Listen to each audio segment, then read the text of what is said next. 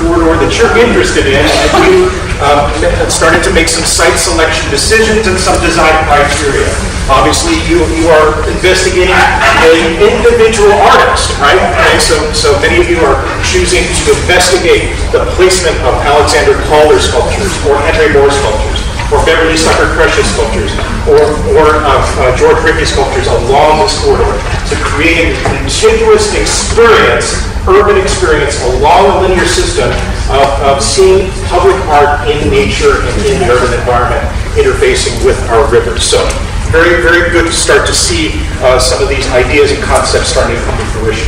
To do that, we are going to introduce you to several urban waterfront schemes that have been completed or are in completion across the world, and then give you some more inspiration for how urban areas are interacting with their riverfronts and waterfronts in interesting and developing ways.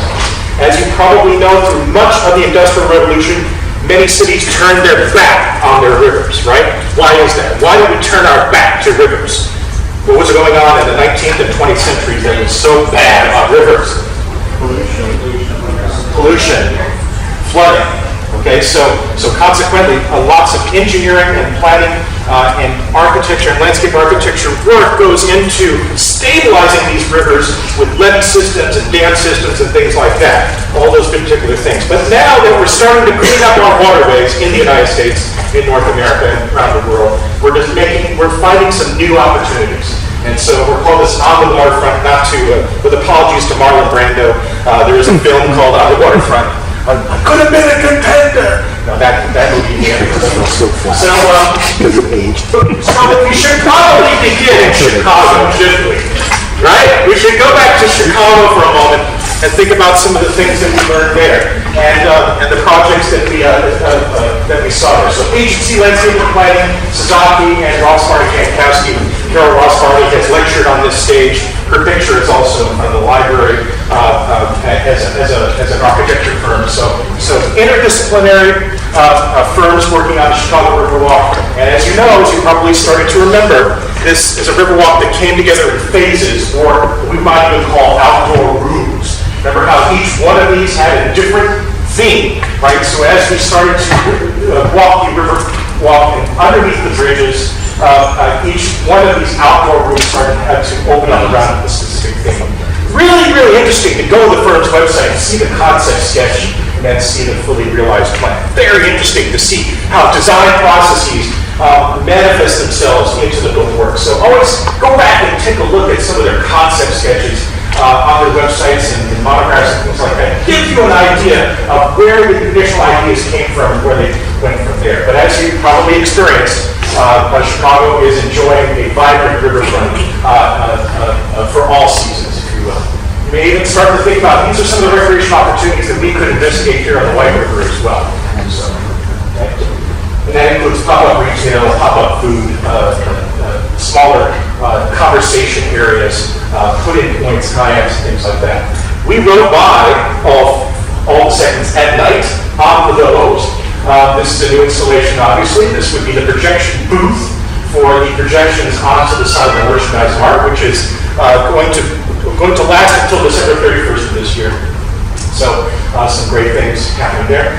May recognize a few of yourselves there. This was the first phase of the Riverwalk, which was the Chicago-Vietnam Memorial by Carol Ross Barney. So Ross Barney-Jankowski, architects out of Chicago. We do have her lecture recorded. It's a very interesting lecture about memorials and memorial design. Maybe we can make that available if you're interested. So, the Apple Store, another intervention, right? Another interface between the street level and the river level. So incredible piece of architecture that unifies those different levels. And then finally, that was opening night, by the way, of the projection project on the side of the merchandise mart. That happened to be opening night. We didn't know that, but we got lucky and discovered that this was the opening scene for another piece of public art in the form of projection along the river. Over to Amsterdam, you have a culture and a nation that is built on the water. Most of the Netherlands is under sea level. So the Dutch have a phrase, God created the world, but the Dutch built Holland. So very interesting way of approaching their manifest destiny, if you will, that they basically had to build their country by draining parts of the North Sea to create more agricultural land, to create more land for cities.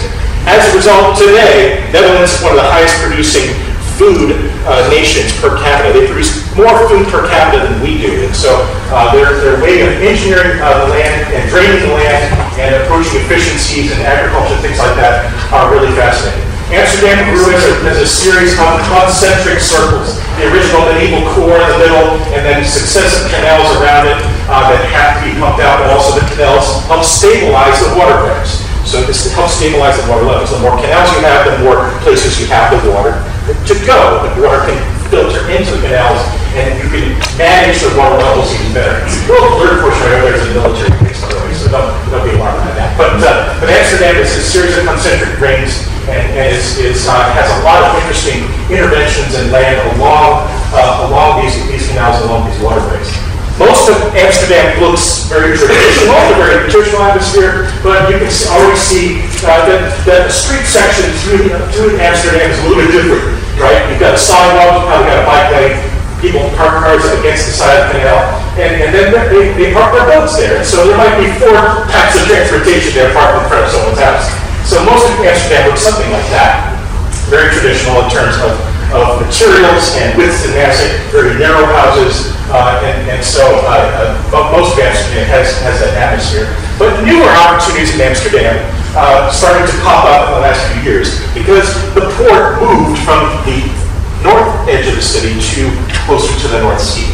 With shipping and security, new needs were needed in terms of where you can actually have a port. And so consequently, a lot of land was available for redevelopment. So here's a concert hall that has public space on this part of this old dock, or this old jetty, and we have little bridges that go to it. And so living on the water, claiming space next to the water becomes part of the Dutch culture. Little smaller pieces of architecture called the bridge houses. There's 28 of these. They're all one hotel, by the way.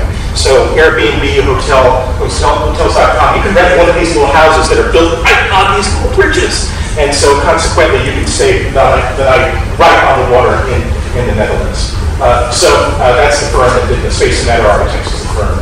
And you can see how the Dutch reclaim as much public space as they can, little ramps, jetties, eddies, and things like that up against the original breakwater or portions of the old port. You can see the seawall right here, and these fun little interventions that take us out into the water and embracing the water. That's how you gain space in the Netherlands. You have to basically build on the water itself.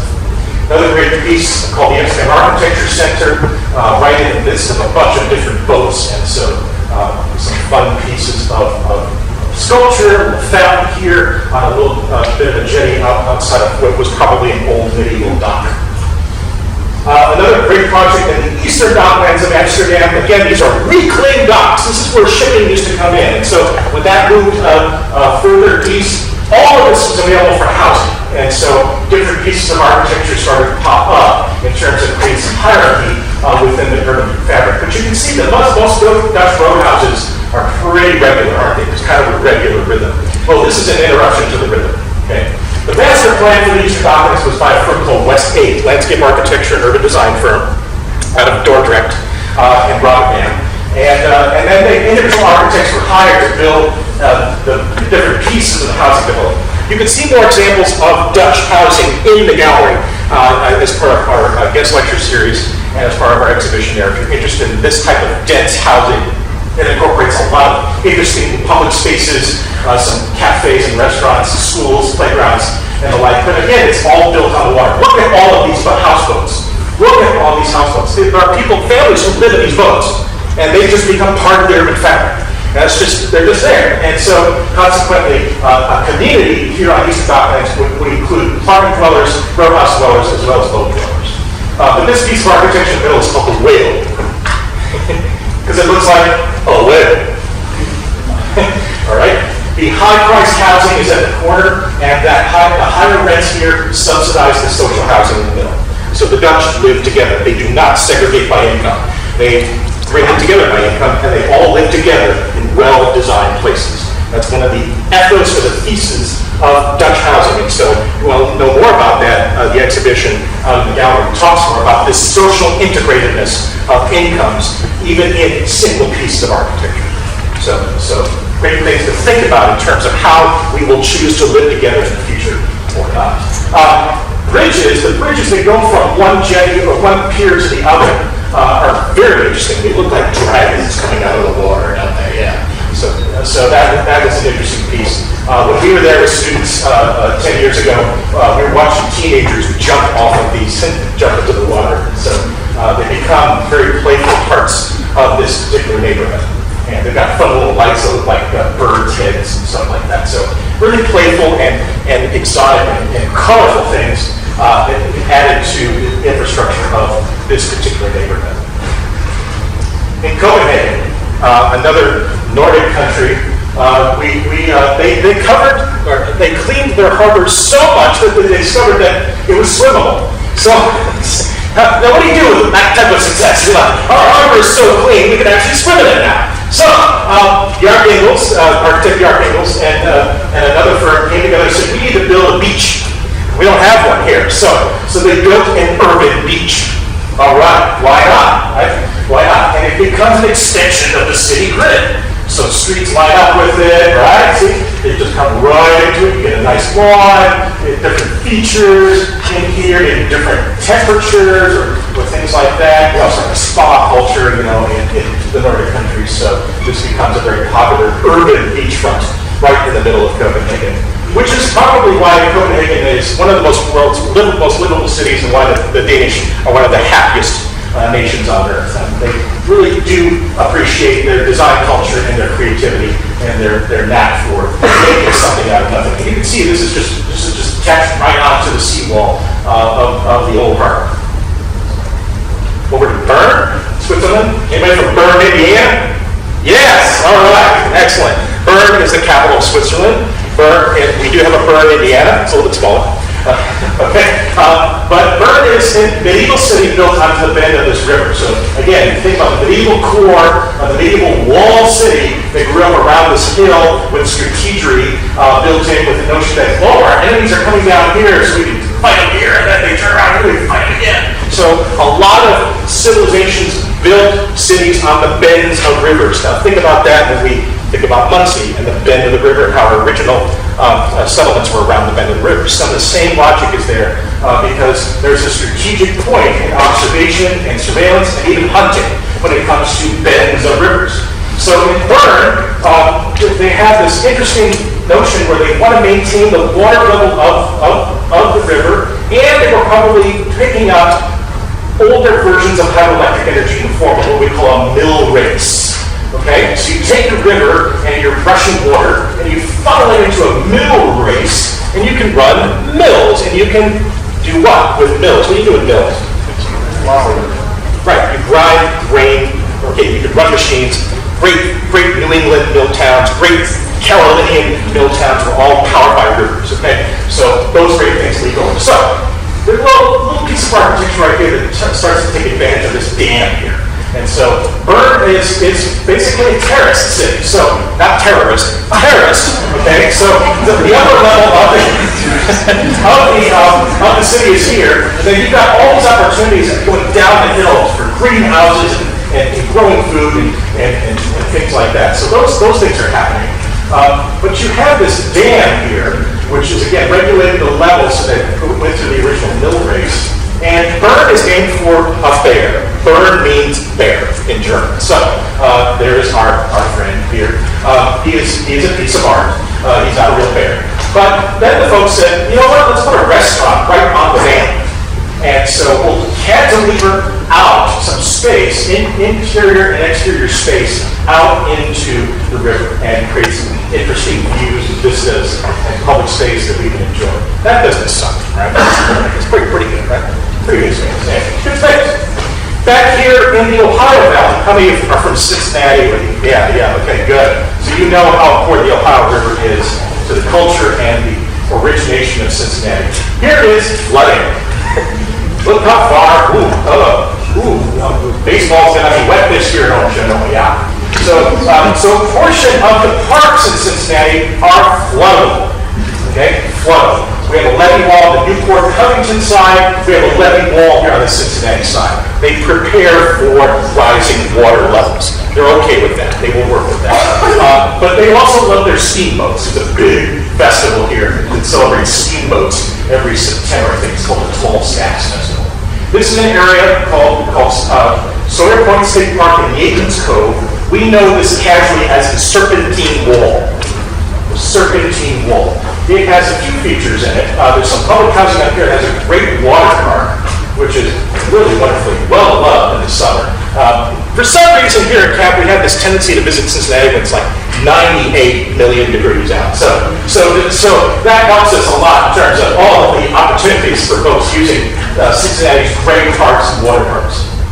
So folks really enjoy that. There's Professor Blaylock there. So really enjoying some of the outdoor spaces that can be designed around that. They really enjoy shade. Oh, shade, right. So this was 98 degrees in Cincinnati. It was easily 20 degrees cooler under the trees versus not under the trees. And so some reminders too that here's a depth gauge on the bridge that tells you how high the water is. And yes, the Ohio River can reach the bottom of the bridge. Oh my. So you have a lot of interesting things built into these parks that allow them to be flooded and are hard enough to withstand a flood and not wash all of the park away. So those features are there. Here's Merritt right there. She was one of our students then. So the Serpentine Wall is a levee wall, but it's also an amphitheater. So you can have events down there. You can have entertainment there. You can sit on portions of it. There's lighting and things also added into it. So it is a hardy landscape that allows for flooding, but also very, very defined planes of space, defined areas of shade, defined areas of seed, and defined seeds across the Ohio River itself. There's a plan drawing of it, all the different spaces that are in the park. You can see each of these spaces has a slightly different character. Some of this might start to be a little bit familiar now. Look at these little overlooks and things that are built into the walkway along the Ohio River. Yeah, oh, okay, here we go. Here's some ideas now, right? So we start to think about how we can interface with the river in interesting ways. Of course, perennials give us color and texture. So those are opportunities as well to think about, not just built stuff, but plant stuff as well. Okay. Other interactive features, this is the steamboat monument. All of these pipes here make different noises and sounds and music, so it's an interactive steamboat monument. Very interesting thing how each of these have a slightly different noise. And then we have a statue of Cincinnatus. Who is Cincinnatus? Roman, yes. The Roman leader. Yeah. Okay. So Cincinnatus was a Roman leader, general, and then he went back to be a farmer. So Cincinnati is named for this Roman fellow Cincinnatus. So good to know, where things come from and how things originate and things like that. But you can go right out to the river and touch it. And when it's not in flood stage, when it's in flood stage, it just goes up the steps and it reclaims portions of the lower river. They have to come in and wash out all of that after the floods, each time it floods. But a very interesting piece of engineering and piece of landscape architecture as a solution to a flooding problem. The Purple People Bridge is a wonderful rail trestle bridge that connects Newport with Cincinnati. And if you go to a Reds game, you'll be sure to walk across the river and enjoy all the different features on both sides of the river. Extending from there is the new small riverfront park. Small, named for a person named Small, not because it's small, but because it's a big park. But it's named for a small family that funded it. The Rolling Bridge, which was the predecessor to the Brooklyn Bridge, beautiful bridge that connects Covington with Cincinnati. But new opportunities here, including Great American Ballpark, go Reds, as well as some new residential and retail development, as well as public space in between. Wonderful opportunities and wonderful features of this park are interactive for both passive and active recreation. What's that? A labyrinth. What is it? Is a labyrinth a maze? No. No. What is the difference between a labyrinth and a maze? A labyrinth has one path. A maze has multiple paths. Okay? All right. Section 6 knows this well from both park, right? Okay. So So, Celtic ladder is built into the landscape here. One of the many features or outdoor rooms that constitute this particular park. Burn that concept into your brain, the concept of an outdoor room. Okay? Underline it, star it, put it in highlighter, put glitter on it, whatever. Other interactive features include shade again, sittable space and shade, and people staring at me as I'm taking the pictures, as well as other pieces along the way to just provide again shade. Again, I tend to visit Cincinnati when it's 98 billion degrees out, so I look for the shade whenever I can. But another great trend in placemaking is installing public swings. So Montreal has them now, Cincinnati has them now. Wonderful. People of all ages love swings, and so it's a great way to look at the river as well as watch people going by. The river playground is another feature. A splash park right in the middle that lines up with one of the streets in Cincinnati, so literally the city blends right into the park itself. So great features for all ages in this particular park. At night, they light it up. So again, thinking about your design potential at night, thinking about it in winter, other options to think about that all of this stuff that you design will probably look different at night.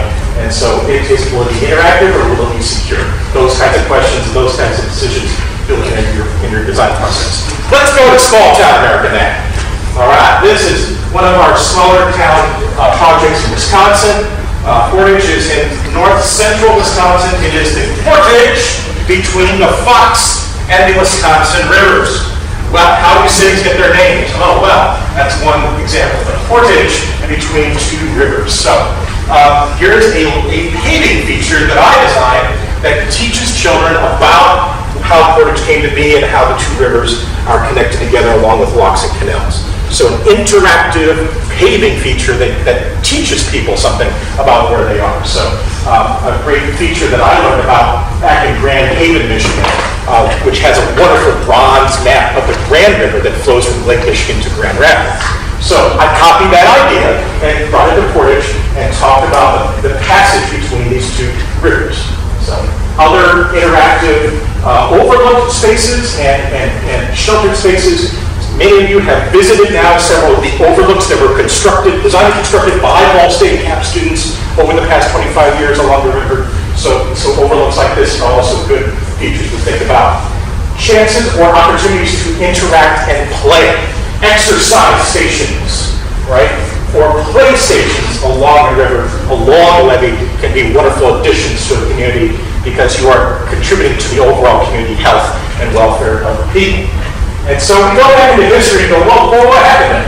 So there are these great drawbridges and locks to allow them to take boats from one river, which was at one level, and then float down to the lower river at a different level. They had to go through several locks to equate or balance the river level, the water level, so that the boats could get from one river to the other. So that's what a lock system is. How many of you have seen a lock system before? Most of you, because we were in one, right? We went from the Chicago River to the lake. Where are we going to? A lock. We went into a lock and they pumped water a little bit and we floated out. So those opportunities there. Sections. Sections are an incredible way to communicate design intention and design components. So learning how to draw good sections, good trees, good people, water levels, cut lines, things like that. Hopefully you're all going to be master section drawing specialists for the next week or so. Wrightsville, another town we worked on for the Susquehanna Greenway project. Susquehanna Greenway goes from Hampton, Maryland, to Chesapeake Bay, all the way past Baltimore and into western, central and eastern Pennsylvania, all the way to Binghamton, New York. So another large regional greenway, a lot of small towns along that greenway going, what are we going to do? Well, we don't know what a greenway is. And so what are the opportunities for a greenway in terms of reconnecting to the river, reconnecting to the bikes that are going to be passing through our region. So here's a plan for some residential and mixed-use development, as well as some parks and landscape along this riverfront of the Susquehanna River. It's a big river. It's beautiful. It's gorgeous. We've got these great bridges from the WP era, built in the 1930s, that connect both sides of the river and two larger parts of Pennsylvania. Got these wonderful rolling hills that are just gorgeous in the autumn. And so another riverwalk promenade, if you will, accenting the bridge, and then some more mixed use and retail and housing, along with a historic warehouse that we want to integrate into the plan, creating more opportunities for public spaces, people spaces, recreational spaces, and along that river. Sunbury was another small town, probably one of the smaller towns we worked in. Sunbury has less than 2,000 people. Now, if you come from a town from under 2,000, you know what that means, right? It means that, oh, there ain't a lot going on here. But there was some problems in the sense that, again, the town was built for strategic purposes because it was at the confluence of two rivers. Strategic purposes going back into Native American settlements and then later into the French-Canadian War. So this is where Washington passed through. This is where the British passed through. These towns have incredible history that takes us all the way up to pre-Declaration of Independence. But they also flood a lot. So they built a big frickin' levee. A levee that basically cuts the town off from the river. You can't even see the river from the town. The levee is so tall. So if some of you are from Paducah, right, or Evansville, or you know about levees that really kind of cut you off from the river, okay, so Lawrenceburg and other folks like that, we had to design and create some interventions that would help us get from one side to the other. So a staircase here with lighting and overlook was an option for that. An amphitheater was another option for that, for traversing over the levee wall and create some recreational opportunities. So, Sasaki Associates, we didn't finish the project. Sasaki took it and said, cool, all right, so the new greenway is passing through here. This is the Susquehanna Greenway that goes from Chesapeake all the way into central New York. And so, recreational opportunities for boats, amphitheater, gardens, and other neighborhood connections. So they took it a little bit further. This is very early CAD and 3D modeling software, obviously, from this era. But here it is built. Here's the amphitheater here. Here's the trail running through some public art and gardens, and this wonderful floating dock. Looks like a samurai sword, doesn't it? Yeah. But look at the diagonals here. Basically, when the water level rises, the whole dock can go up and down. So a floating dock concept, as opposed to a fixed dock concept, can be an interesting sculptural and architectural intervention along that river. So another great idea. Indianapolis. Many of you probably are familiar with this, but this has a long history in terms of the land that was here, the zoo, the riverfront, and all of the features of this south part of IUPY, the State Museum. These Victory Field, all of that. All of this started with charrettes that were held in the late 70s and early 80s. Some of the people that worked in this building were participants in that. But many of you have probably been to a concert right here, many of you have probably been to a game here, and most of you have probably been to the State Museum. So consequently, all of these different outdoor rooms have different features and scales and materials for us to look at. And so consequently, they all address events, festivals, and programming, as well as flooding and the river itself in interesting and fun ways. So Sasaki Associates, you're seeing a pattern now. You're seeing a firm that specializes in waterfronts, right? So it's a good firm to get to know in terms of putting in your data bank of a firm that does waterfronts really well, starting to look at larger parts of the corridor there. Other pavilions and staircases and overlooks and things like that, all of this here is floodable, and all of this is above flood line. So as we look at different levels, we have the floodable party portion closest to the river. We have the higher top of levee portion that allows for overlook and vistas across the river. Good things, good details, good components, good ideas to integrate into your design thinking. So that's one of the features that are probably very familiar to us. Sasaki also planned the North Canal turnaround. That was an extension of the historic canal. It opened up a lot of new real estate development on that north end. And so consequently, we did a charrette back in 2001. This is Hari, myself, Tom Gallagher, who's now with Ratio Architects, Ratio Design. So this was our overall plan for south of downtown. This was the old RCA building here. Here's Victory Field. I love football outside. I'm a purist. I think that football should be played outside. So, I designed a riverfront stadium for the Indianapolis Colts. Not exactly figure, but anyway, here's the Bears fans on this side, here's the Colts fans on that side. And this was a little shuttle service that would take us back to Union Station. So starting to think about the Colts presence on the river, and starting to think about the GM standing side across the river, that we could start to create some events around both sides of the river and start to really embrace the river. All right, okay, well, that's nice, Loren, but we really needed this. Okay, so anyway, Lucas Oil was developed, and the rest is history. So, but we really wanted to look at some of these old warehouses that were down there and how these could be developed into people's spaces. We also looked at the north portion of IUQY. This is IUQY right here. Here's the North Canal extension here. The new people mover that connected Methodist Hospital. And all of this land here, except for the Waterfronts portion here, was going to be basically envisioned to be biotech, bioscience, biolife, healthcare, innovation, research, all those different things. They said, we need to take a look at a plan for how this whole side of Indianapolis could be developed. And so we sat down, and about 12 hours later, we had this preliminary plan. So that was presented to the public in 2002, and so it started the discussions for this whole north side. So that was the new north end that Suzuki designed for the canal turnaround. The old one's down here, the old one's up here, and that was my drawing for it, for the north canal turnaround. That's the old historic Bugs Temple right there. And this is what they do. So anyway, fast forward 15 years later, all of this has been filled in terms of an extension of IU Methodist, as well as IU Health, IU Hospital, and IUPY campus.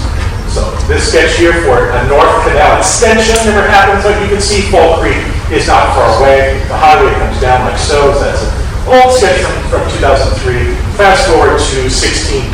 This is under development, under construction, very, very soon. Very construction point. A lot of our alumni work there. And so this will be an extension of the biosciences corridor, if you will, just north of IUPY. IUPY campus is right here. And across Fall Creek, we have the Waterworks site and a bunch of new real estate and research and laboratory plan for this portion of historic Indiana Avenue, which is one of the four spokes of Indianapolis that pass from the center. So 1610 is happening, and so look forward to those construction events and new pieces of architecture, new public spaces as part of the 16 Tech Development site, just north of IUPY. The standing plant, this is the zoo parking lot, right? So this is Victory Field, this is the soil, this is the GM standing plant site has been cleared, and that will be an extension of downtown. Look forward to many, many more real estate projects happening on the west side of the river. So those of you from Indianapolis, your town is growing to the north and to the west. Basically, the entire downtown will be expanding into these two sites over the next 20 years. The entire corridor is going to get a look too from agency landscape planning. We saw that before, didn't we? Yes, we did. So the same firm that worked on the Chicago Riverfront, they are looking at an entire vision plan for the entire White River coming from Marion County into Hamilton County. Look forward. They're having the first public meetings this year, and they'll be moving forward with the vision plan for the entire corridor. Project that I just did this summer, Katanning, Pennsylvania. These are Steelers fans. We don't hold that against them. This is a little town just about 45 minutes, 15 minutes north of Pittsburgh. And they have a nice river walk already. Little amphitheater, little billiards, little gardens, very nice. Okay, small town. Okay, 7,000 people. Montemonti firm out of Pittsburgh, great landscape architecture firm out of Pittsburgh, did the project. They did a fantastic job. Good job. People love this park. They love the amenities. They love all of the different features of it, even at night. And so, but the change is afoot. Something's going to happen here. It's very interesting in terms of how Pennsylvanians use their river. Again, many registered boats. I mean, this looks like a really good time, doesn't it?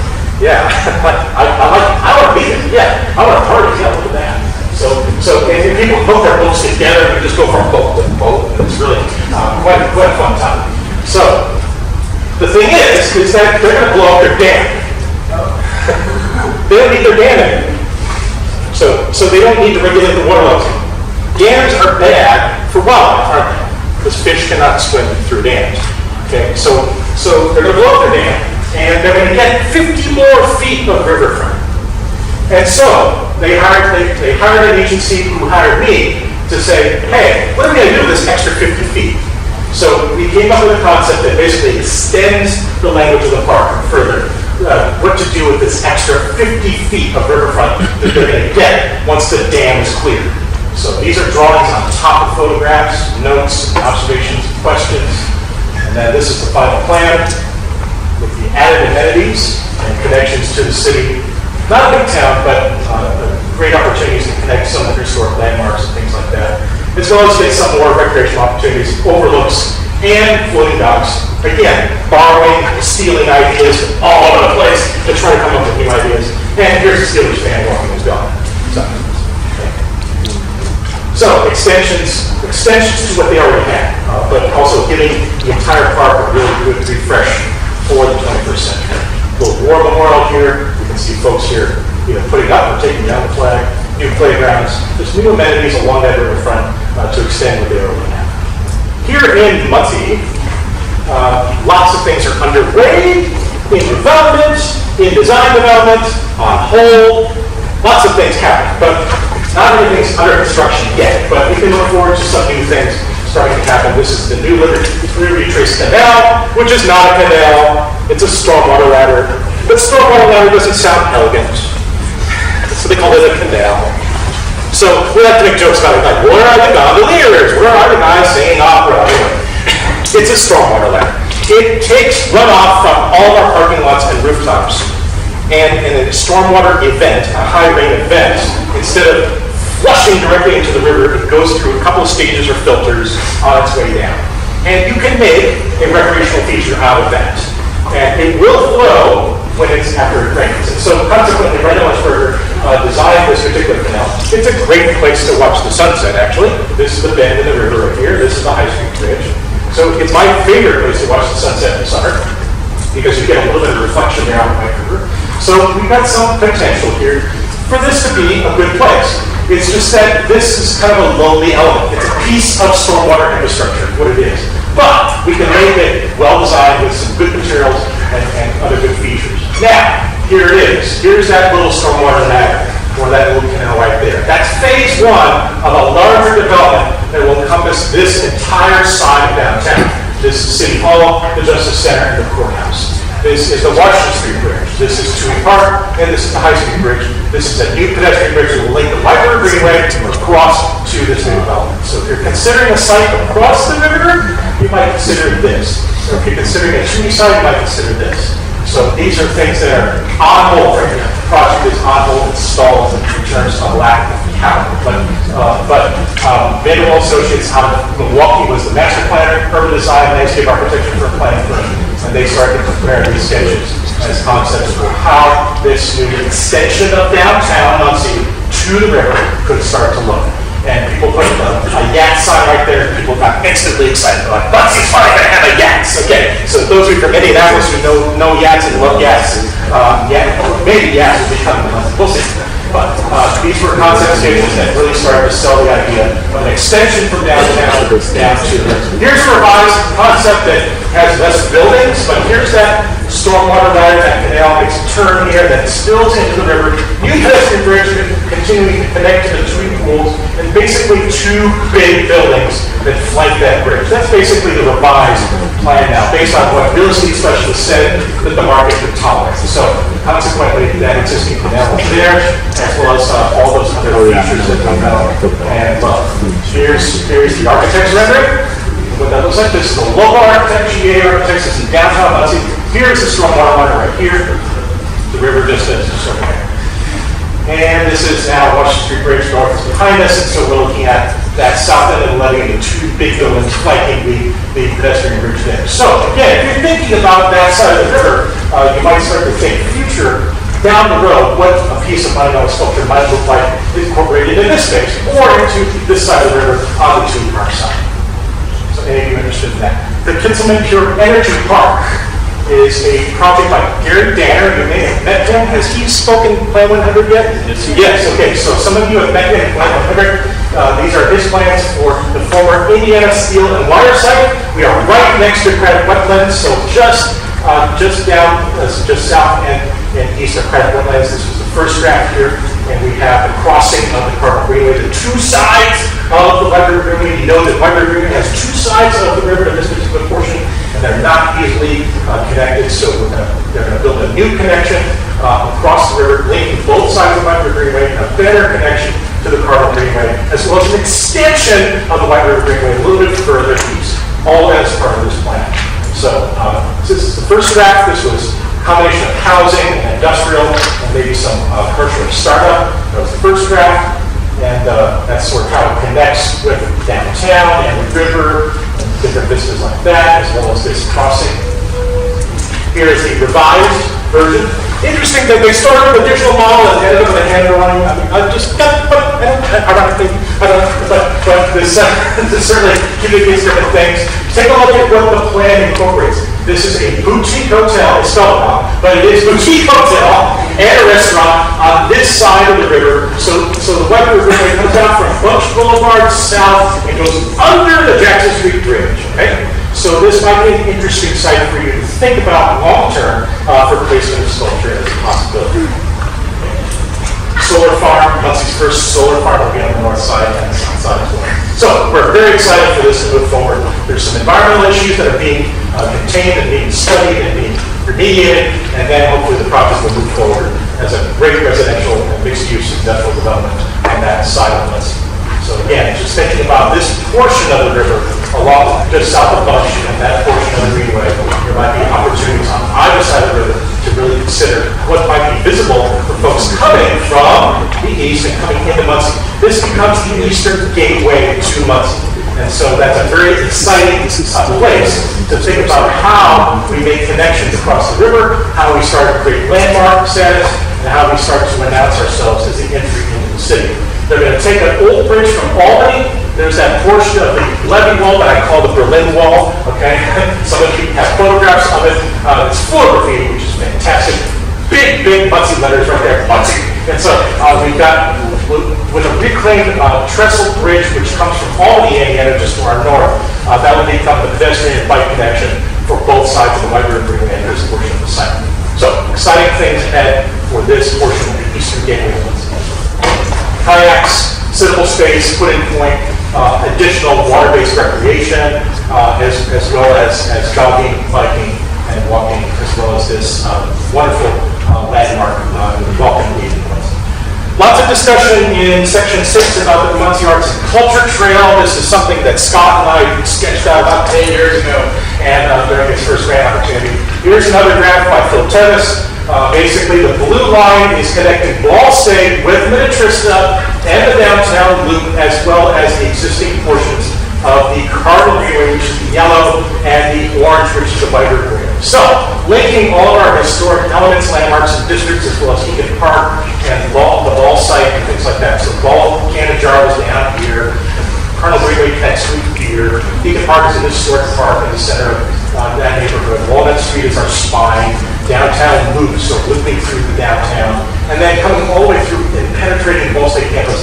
Because of the amenities of Christie Woods, the Organ Collection, the Glass Blowing Studio, and the David Owsley Museum of Art. Connecting those things to downtown Minnetrista is very desirable. So the Muncie Arts and Culture Trail, whatever it becomes over the next few years, will link all those things. You can see Indiana Steel Markets inside over here. You can see Minnetrista to the north.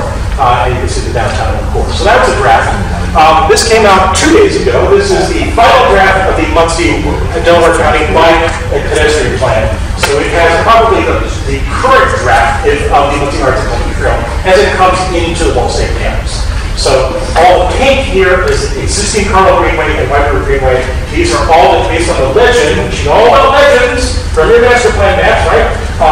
All of the intended improvements for streets and bike lanes and bike paths in Muncie for the next 20 to 30 years. So we're very excited about these potentials and how bike and pedestrian safety can be improved in Muncie by including some of these.